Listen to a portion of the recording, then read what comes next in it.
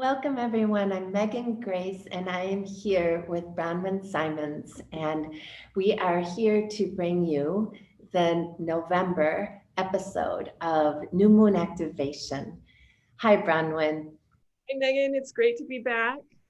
It is so good to see you on the other side of November 3rd. Yeah, there No, are fourth, fifth, sixth, seventh. Yeah, it wasn't just November 3rd. Actually, November 3rd felt a bit anticlimactic. We were all prepared for that, but when you take November 3rd through Saturday, you start to have a much more expansive view that something is shifting, and that felt really really good. Really important keywords for the times, the astrological times coming up. Those two words that you just said, expansiveness and shift. And that is what we're heading into over the next couple of months. So we're just starting to feel some of that opening and expansiveness that we will continue to get moments of that as we progress towards the astrology of 2021, which really has a different feeling than 2020. I have to say, this week though, Saturday there was literally dancing in the streets across the country, and it was a beautiful day here in Wisconsin. On top of it, like summer like weather, people were out in t-shirts and being in that beautiful fall autumn weather, just perfect temperatures. But it does also feel like I'm doing a bit of a cha-cha this week. Like for every kind of nice deep cleansing inhale, there's like oh, can I really exhale or not? There's some form of felt sense of maybe there's something more around the corner. And I don't know if that's just from holding my breath and a sense collectively that we've been holding our breath or bracing ourselves for so long that we don't know how to let go yet, or if in fact there's more that we kind of need to stay in this kind of mode that we've been in for a while. Can you talk to us a little bit about that? Absolutely. And what you're picking up intuitively and experiencing within yourself is a really great reflection of where we are energetically, astrologically right now in this sort of in-between zone where one chapter is ended and the next chapter hasn't quite begun yet. And there are so many feelings that we can have when we're in that energetic space. It makes me think of kind of like an airlock when you've walked out of one environment and you're in this closed space before you enter that new environment. And that's what the next couple of months are going to feel like. We have some big energetic signatures of 2020 that are just literally in the last degrees. They're getting ready to close out. When we think about all of this Capricorn work that you guys have heard me talking about over the months, we've got our big teacher planets of Saturn and Jupiter with Pluto and Pallas Athena in the sign of Capricorn that is asking us to do all of this really challenging structural work and soul work. And it's been really difficult.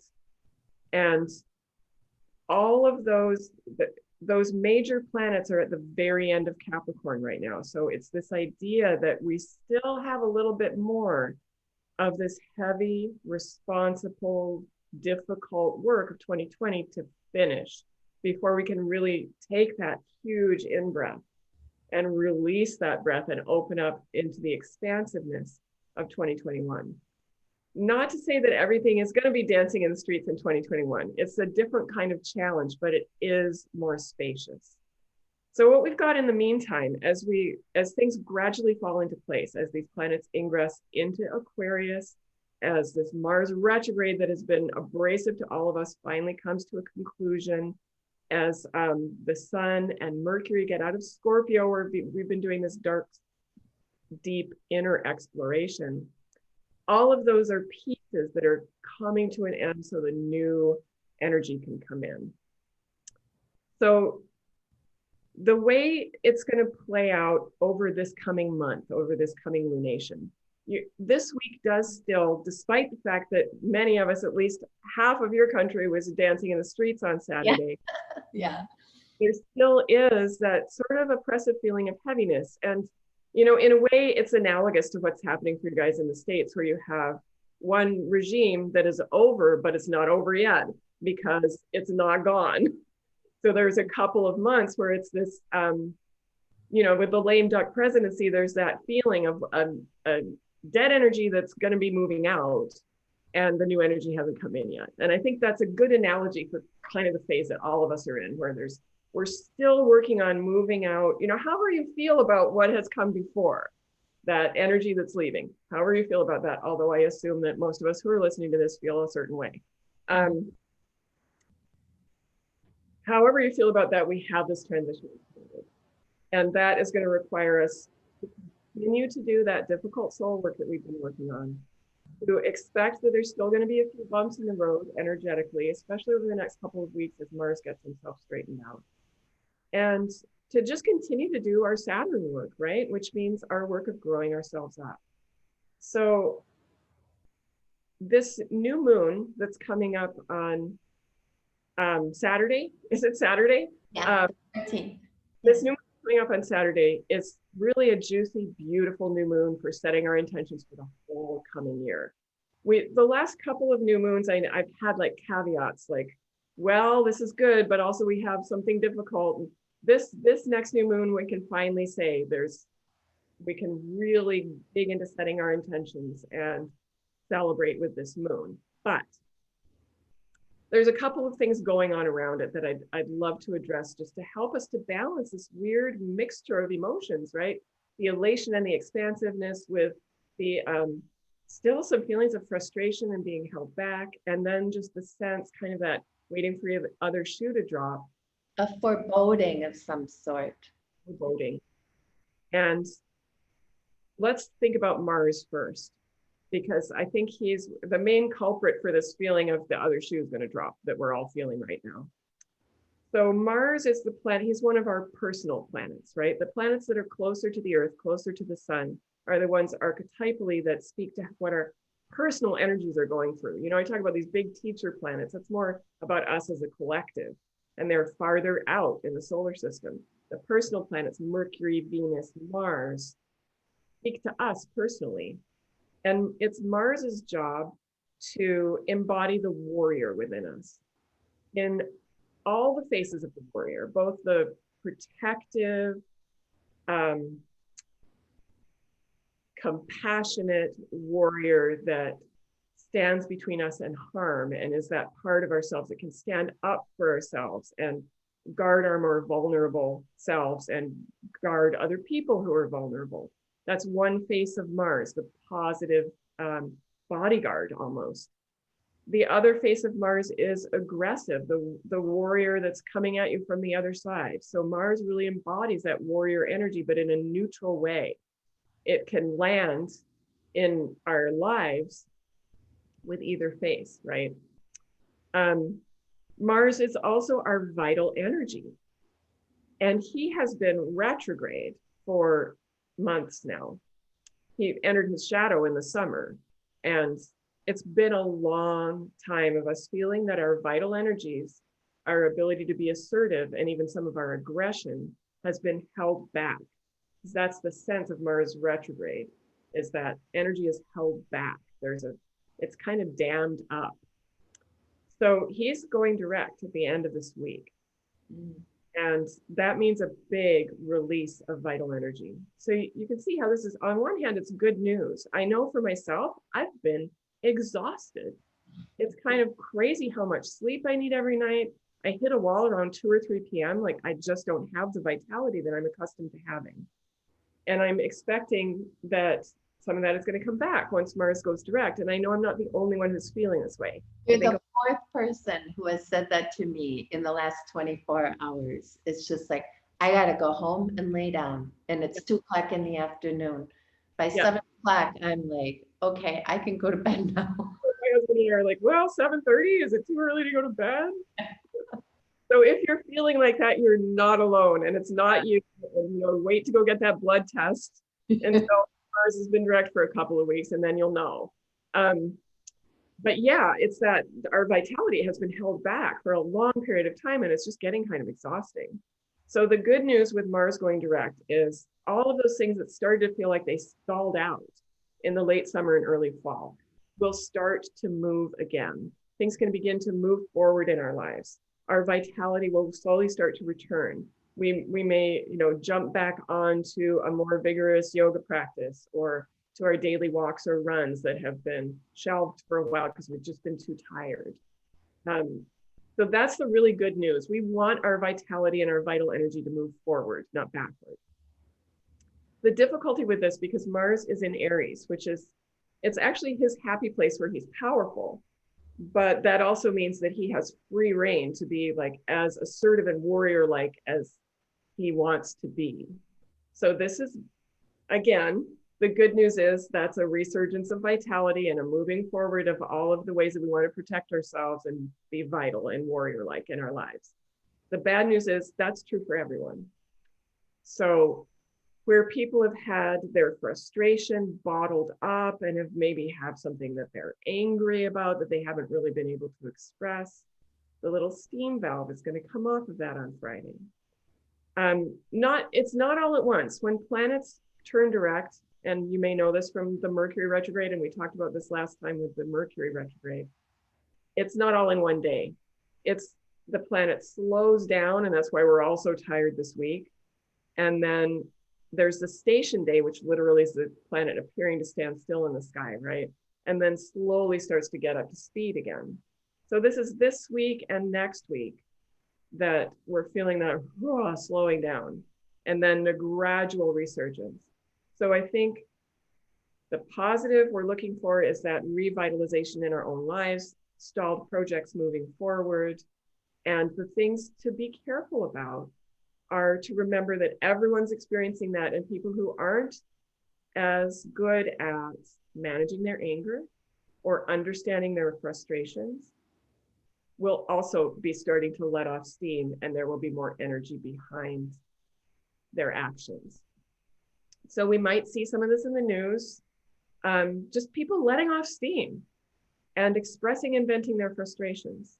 So it's a good time to exercise caution in your interactions with others, to be the carrier of peace and the spiritual warrior, right? The compassionate warrior, to really embody and model that for others. Be aware that you might be more easily provoked with Mars regaining his energy. Do your own work, whatever it is that you personally do to manage your own anger and frustration, whether it's meditation or your physical practices. Whatever those practices are for you, now is the time to amplify them, because we will be feeling that resurgence in both the negative and the positive. And I'll say also to be extra cautious just around the house and on the streets, because Mars is hot things and sharp things, and astrology can be very literal sometimes.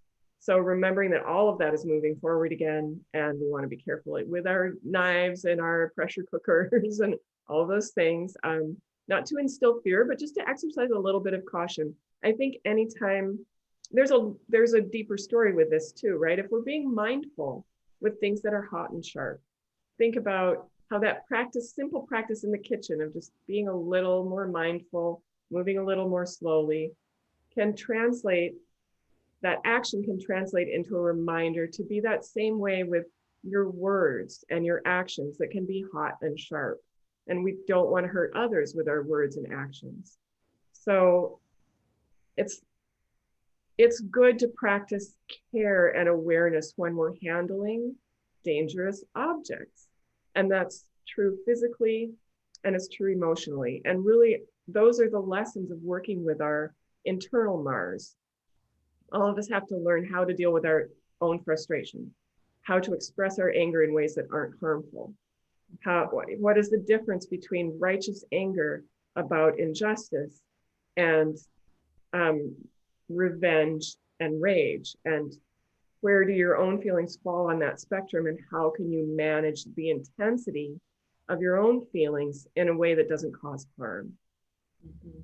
right? That the non-harming, one of our ideals as yoga practitioners. Yeah. It's now is the time to really think about how does that hit the ground in your life? And how can you practice compassion towards others who may not have that same self-awareness or self-restraint? So it's a really good opportunity to be thinking about all those martial qualities in oneself, how to be a compassionate warrior, how to refrain from harm. And it's also time to just be careful of the knives and the burners and the red cars out there driving too fast on the road. So all of that for Mars going direct. But that feeling that you're describing of like a little bit of ominousness and like what's going to happen, that's Mars slowing down. This is a big, powerful force within and without that is slowing down and then getting ready to burst forth in all of his power. So we do feel that little bit of trepidation, like what's going to happen next. I think a lot of it is going to be good. It's going to be good forward movement, but just good to be aware over the next week or two, especially, of how all the different manifestations that this might have. So there's some really good support that you were asking me about before we got on the call. At the same time that Mars turns direct.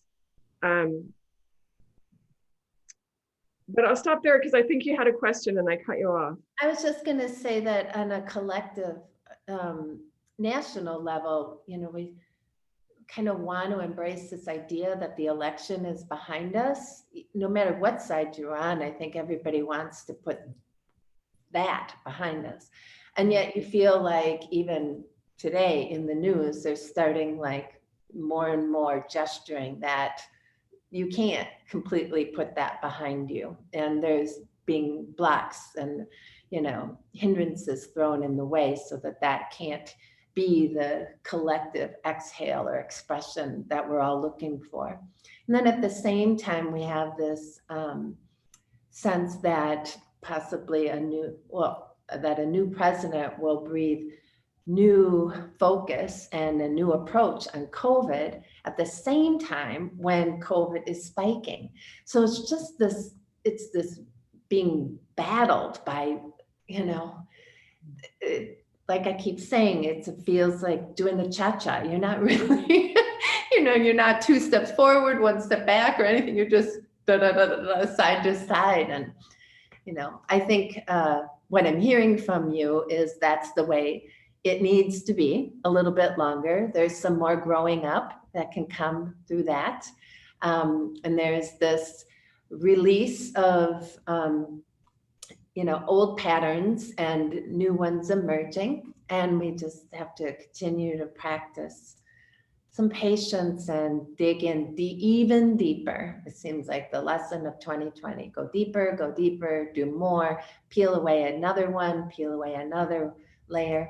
We'll get to the center of this. We are in the final chapters now. It's like when you have that giant book that you've been reading, this huge weighty book, hundreds and hundreds of pages long. We're not there yet, but we're in that last there's a few chapters to go, but we really are coming to the end of it as these big planets make their closing conversations with each other. This is another important thing this week that I wanted to mention when you're talking about the COVID numbers. One of the signature transits of this year has been this 3-part story of Jupiter, our expansive, wise teacher who expands everything he touches, meeting up with Pluto, the god of the underworld, the holder of our inner shadow, the world of the dead. Pluto's a serious planet. When we personally go through Pluto transits in our own chart, it's those times of a dark night of the soul that lead to a renaissance, that lead to a deep inner transformation. We've all experienced those times once, twice in our lives. And that's what Pluto does. He transforms us through a visit to the shadow realms. So he has been very active in the world chart this year because these big teacher planets have been having conversations with him. It won't always be like this. There's just been this little in the council room together have been Pluto, Jupiter, Saturn, and Pallas Athena. So all together, and they're not usually all together. This is what the big deal has been about 2020. Saturn, who is about our limits and structures. Jupiter, who is about how we want to expand and be wise. Pluto, who I was just saying, is transformation, darkness, death, and rebirth.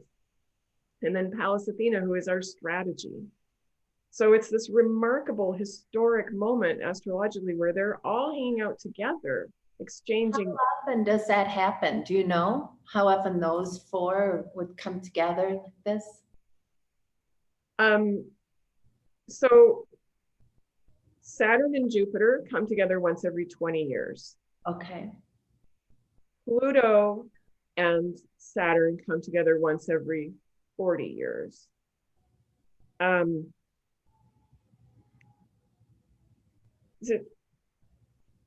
It would be hard to say, but I can get an exact answer, but the answer is with all of these intersecting cycles, it's hundreds of years. This is historic and remarkable that each of these individual meetups, Saturn, Pluto, Jupiter, Pluto, Saturn, Jupiter, each of those are like a 20 to 40 year cycle that recurs. But then to have all three of them together and then Pallas Athena in the mix too. It's hundreds of years. This is why this has been, astrologers have been looking to 2020 and 2021 for decades. Like, what's going to be going on in the world then? We've known it was going to be a big shift. Mm-hmm. And on one hand, you can say, oh, why did I live through this? And on the other hand, yay, I got to live through this because it's all in service to our individual and our collective evolution. So there's a bit of perspective that we need to take responsibility for, that we need to choose our perspective and how we see that. And I think when we're in the midst of a year like this, it can feel like, okay, this is just how life is now. Things are going to be like this forever. Life is going to be really hard. Things are going to be oppressive and chaotic, and we're going to be in crisis. And that's simply just not the case. Astrologically speaking, by the time next year, it's a historic year astrologically, completely different flavor, more about learning to expand ourselves than it is about learning to grow ourselves up. Hopefully, if we've done all our growing up work, then we get to expand into the new challenges, and it will be challenging, but it's a different feeling. So transits are transitory. We will get through it. And it is such an honor to be here engaged in this work and part of the collective during such a transformative time. So you were saying these big planets are having these conversations, and that happens, Pluto or the involvement of that 3 times, and we're coming up on the 3rd this week, right? Okay. And it's one of the conversations, right? We're talking about a dynamic of 3 and then 4th with Pallas Athena. Okay. So it's just like with any group of 3 or 4 people, there's all of these other interpersonal dynamics. And this is the one that I'm speaking of that is having its 3rd chapter this week. That's Jupiter-Pluto. So Jupiter and Pluto off in the corner conspiring together. Jupiter, the wise, compassionate one who expands things for us and really hasn't loved being in the position that he's in this year, because he really likes to bring us all the good things of life, the good luck and the wonderful spiritual wisdom and the expansiveness of life. But he's kind of been stuck this year in a sign that he doesn't love, having to do this hard work and deal with these heavy hitters of Saturn and Pluto. So 3 times throughout this year, once in April, once at the end of June, and again right now, there's been a conversation between those 2, Jupiter and Pluto. So the wise, expansive guru talking to the Lord of Death, the Lord of the Shadows, he who transforms us. Sometimes I think it helps so much to think of these as archetypal characters, right? The benevolent guru is negotiating with the Lord of the Underworld. And they've had 3 conversations this year, and they only meet up once every, I don't even know that one, but it's decades between their meetups. So it's an important conversation inwardly and outwardly. There's been such a duality in these meetups. Think about what was happening at the beginning of April what was happening at the end of June and what's happening now. I have been calling this week since the beginning of the year. I said, this will be the week with this last conversation that we'll finally get some news, good news about a vaccine.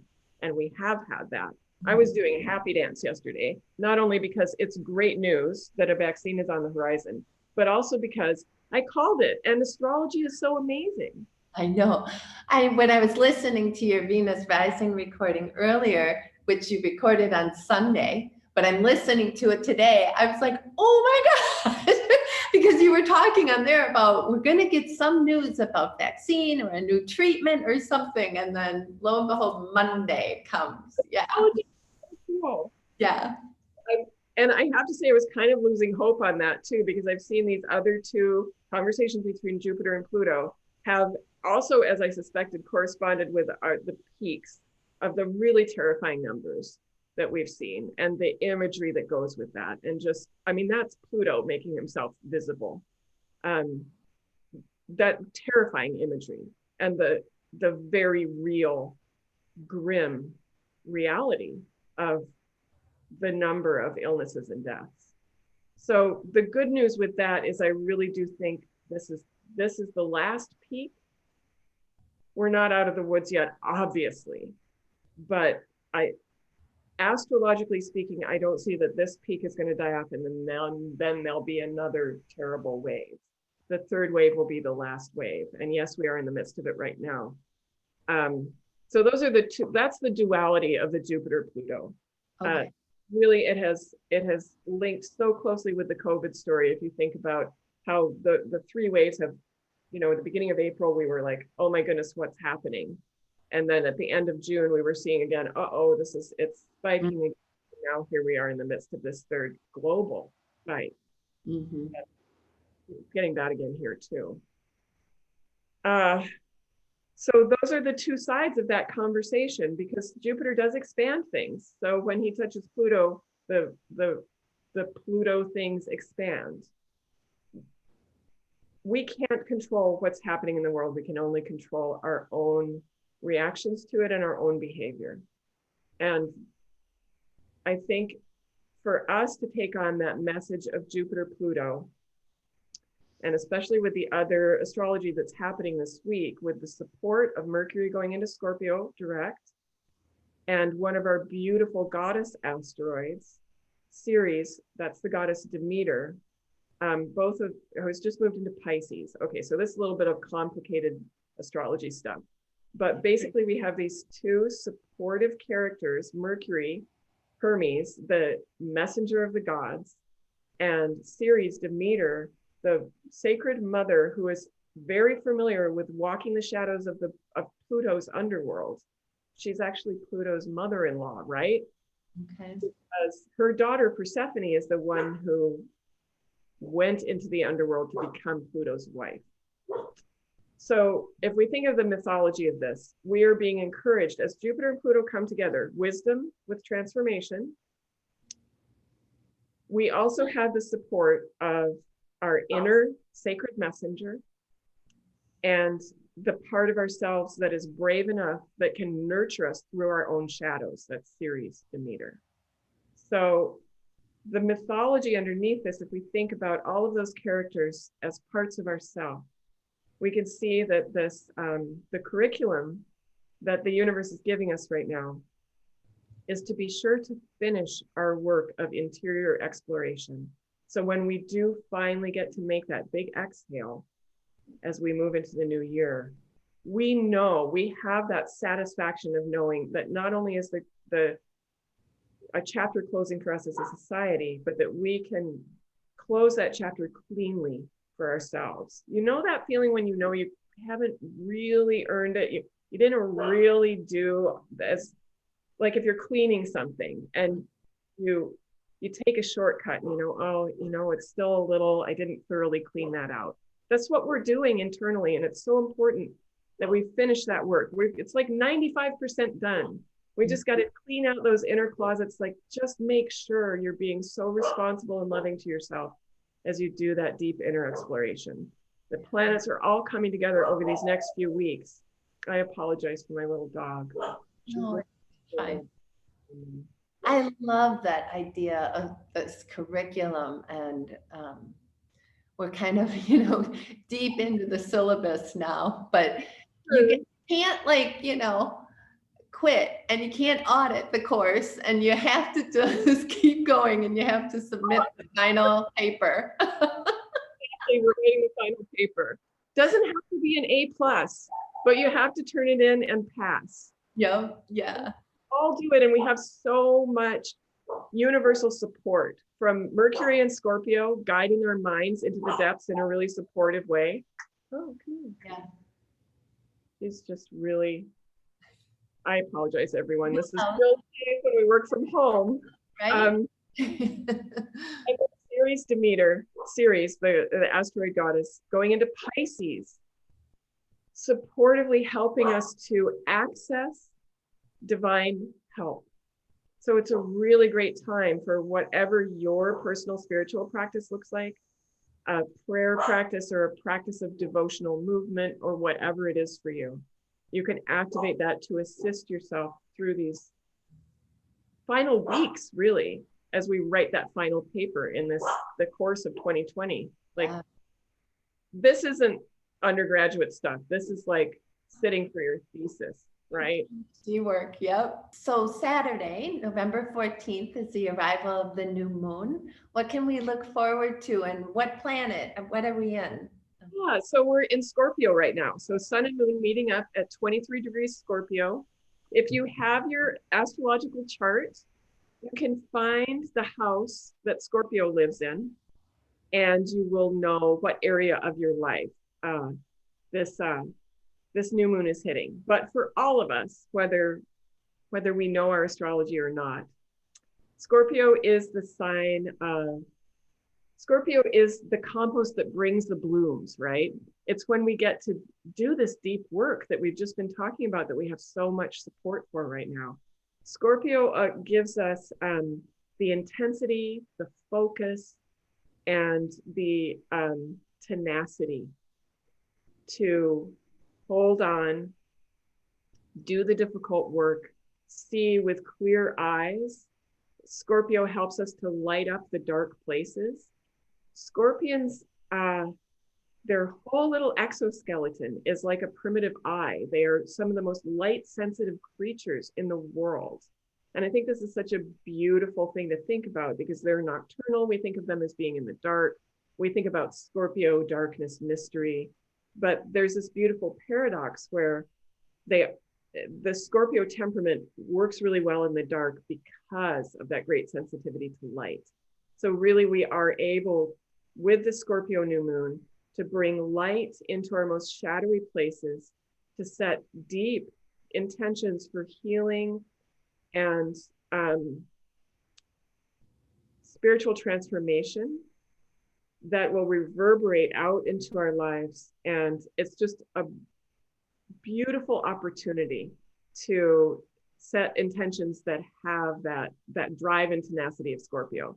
So please do take some time on the weekend to vision into your next year and think about what you want to create, what your deepest values are and how you want to commit to those values.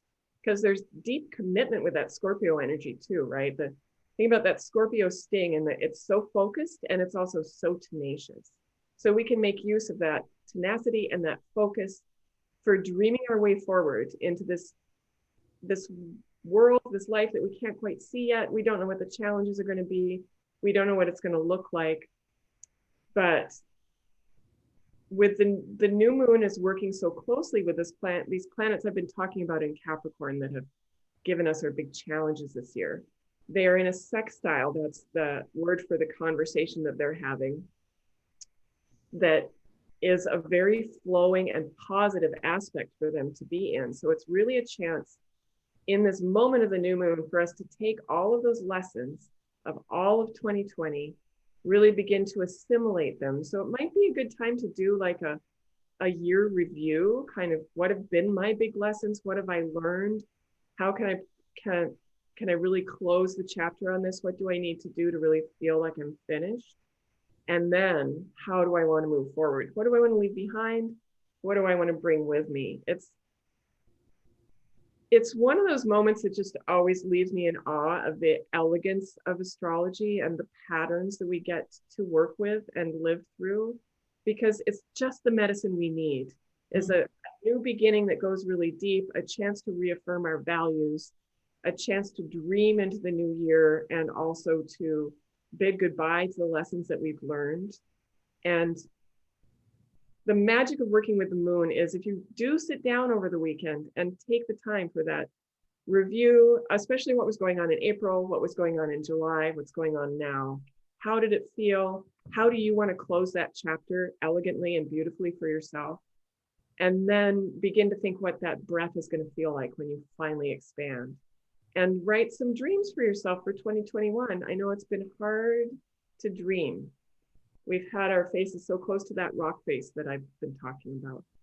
And a lot of us have just been fighting for the survival of our finances, our households, our businesses, some of us for our lives if we've been ill.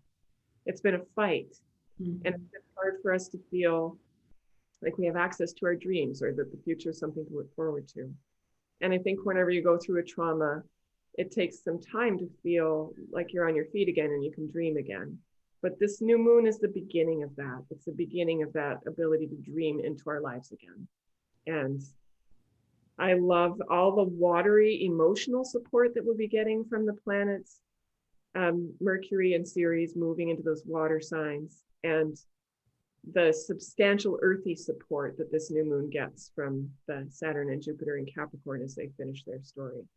So the last few activations we've done, I've been saying, oh, it's not the best new moon. I tell people to stay home, not do their ritual. And I'm so happy to be able to say, this is like a classic new moon where you want to get in there, set your intentions, use that momentum to move forward into what's next. Yeah, it really does feel like the whole analogy to, completing 2 semesters of some course, that have spanned 11 months so far, and just sitting down now to narrate, okay, this is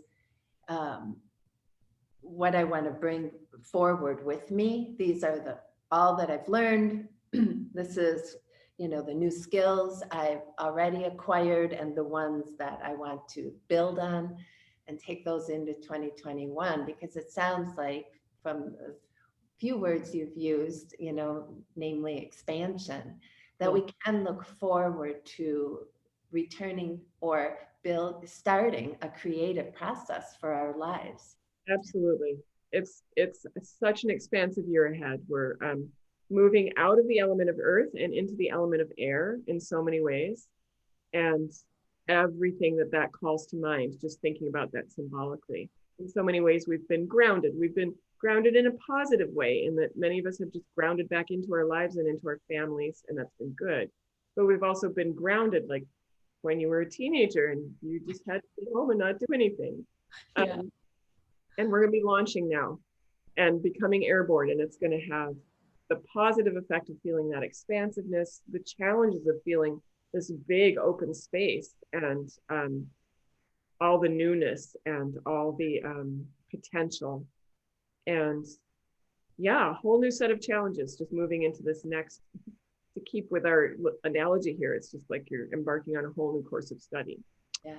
Well, it sounds like Saturday should be a day of maybe getting into your body, some grounding, still some slower, nurturing movements, some real connection to yourself, finding some silence, some introspective time. And then Saturday and into Sunday, doing some journaling, some, beginning the outline where the final exam, notes that you want to use. Yeah.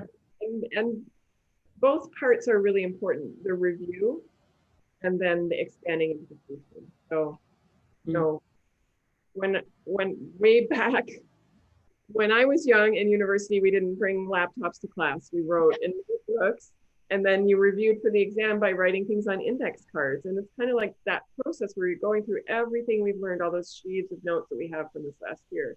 and picking out the really critical things that we've learned and writing them on a little set of cards that you can take with you into 2022. 2022, I'm wishing you're already there. We've got to get through that course first, and then we get to graduate. Keep saying that. You keep saying like 2021 isn't going to have the same challenges. It's going to have different ones. I keep trying to read between your lines as to whether, what's it going to be like? And I don't know if there's a word or a sentence that you can give to us. And I would also love, as we wrap up here, though, for you to mention your, January offering where we can do our planning for 2021. It's actually in December to give us a start ahead of some of those big transits as they come in. So what I've been saying again is that grounded to airborne feeling. This is the big transition that we're making from earth to air in so many ways. So the challenges are of a completely different nature. I think it's going to feel better and easier, but I don't want to oversell it because I know that we still have challenges. And thank you for mentioning, yes, in December, I am doing a year ahead. We'll spend an afternoon together. You can attend live or you can watch the recording later, where I'll walk us through in detail the astrology of 2021, how it's going to roll out, what our peak dates and transits are. But then also we'll dive into how it's specifically going to affect you according to your chart. And we'll have some time where you can bring your planner to this event and really get a sense of, as you set your goals for 2021, how the astrology is going to fit in with that and land in your life. And I'm excited about it. I like to do these more interactive events. So I tell you about the astrology, but then also we work together, because that's really what I'm here to do, is to help you integrate the astrology into your life so it can be a support to you instead of a continuing challenge. Although it's harder and harder to get people to believe that as we walk through the astrology of 2020. Really, astrology is supportive. Hearing you. Should people come to that with their chart in hand already, or is that something that you would be providing? How does that work? Bring your chart. And if you don't have a copy of that, when you register, you can email us and we'll send you a copy of your chart. So we'll make sure that you have everything that you need once you're registered for that event. Yeah. Will there be multiple people, like in a Zoom kind of format where you'll have a Q&A? It is. It'll be broken into a few different sections. One is just me offering a presentation about the astrology of 2021, and I'll talk you through that. Then we'll have a Q&A time, so you can ask any questions you have about the presentation. And then an optional hour at the end. If you want to go after that and just do your planning on your own, that's great. But optionally, you can stay for another hour on the Zoom call, and there'll be more casual interaction. You can have your planner there based on the information and PDFs. I'll give you lots of fun PDFs that you have. We can work together to plan our years, and I will be there to work with you, and you can ask questions as you go along. So my idea is it's like a planning party, right? I give the presentation, we have the Q&A. If you're not into the planning party, you can go about your business then, but if you want to stay, then we have that fun group time. Great. This is kind of what I like to do in person, but we can't do that this year.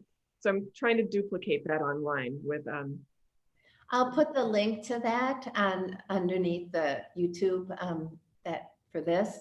But what date is it? Do you know? It is December. It kind of makes me laugh that you have your eye on the entire universe and you don't know what you're doing a month from now. I actually do. It's just like that. I know, it's so funny, right? I don't follow the Roman calendar. I can tell you what moon phase is. That's awesome. I'll tell you, I think it's the 14th. It's that sun. Sounds right from what I remember from looking at. Yeah. It's either the 13th or the 14th. It's that weekend. Okay. Oh, and I'm doing a special right now where if you purchase that Year Ahead event, you get free my Lunar Planning Toolkit, which is you get immediate access to this it's a fantastic class. It has these 4 different sections that walk you through how to plan your years, months, weeks, and days according to the movement of the moon and sun. So Okay. if you're curious about applying simple astrology to your life, it's a great toolkit. And that comes free with, because it's such a support to the year ahead planning that we're going to do. So that's a little perk that I have going until the new moon. So if you register this week, you will get that. Oh, okay. So they have till Saturday to do that. Saturday to get Okay. that. It's great because they're both $119. So you're saving $119. It's a really good deal. Thank Good. you for asking about those things. These offerings are so supportive. It's a way to begin to learn a little bit of astrology, but I'm a practical Taurus and I like to give you these tools that you can immediately apply to your life no matter where you are in your astrological journey. So I really hope to see some of you at that event because it's really going to be a good one. You'll get us set up for a great year. Good. We need a great year. We do. Thank you, Bronwyn, as always, just full of wisdom, full of clarity. And I've taken a bit of a deeper exhale just talking to you today. So thank you. Yeah. Bye-bye. We'll see you in December. In December. Bye.